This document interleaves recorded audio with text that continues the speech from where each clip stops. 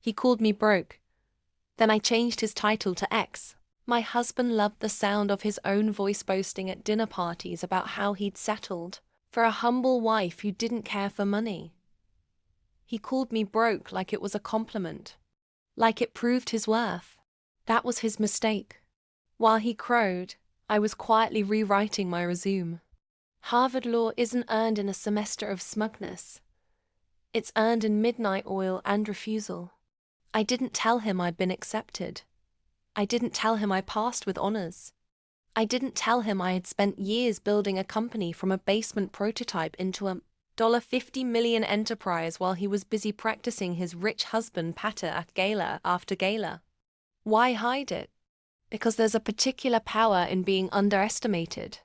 The day he decided to humiliate me in front of his business colleagues, loudly pronouncing, "I'd never rise above that little salary," I stood and smiled. I raised my glass and said, "Gentlemen, I'll make this easy." I pulled out a printed shareholder ledger, notarized minutes, and a crisp letter from Harvard. The room inhaled. "I'm the founder, the majority shareholder, and counsel to this company," I said. "I'm also a Harvard law graduate." He laughed at first. Then his laughter choked on the ledger. The board had already convened quietly, that weak friends I'd quietly recruited, partners who trusted my vision. They had the signatures to remove him as CEO. They had the paperwork to transfer executive privileges to me. A man who made his life on loud announcements was suddenly speechless. "You always like titles," I told him.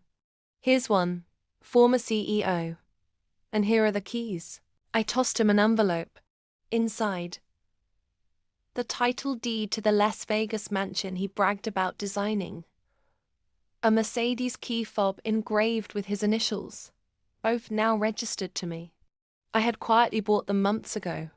That the ultimate twist wasn't that I took it all. It was what I chose to do with it. The $50 million company? I rebranded it overnight. Half the profits go to a fund for women re-entering the workforce. The other half seed startups led by women of color. The mansion? Converted into a co-living creative space and scholarship center in Las Vegas. The Mercedes? A corporate car for visiting fellows.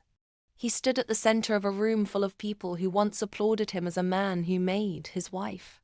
Now they watched him realize that the woman he mocked had built an empire and decided to give most of it away. He begged.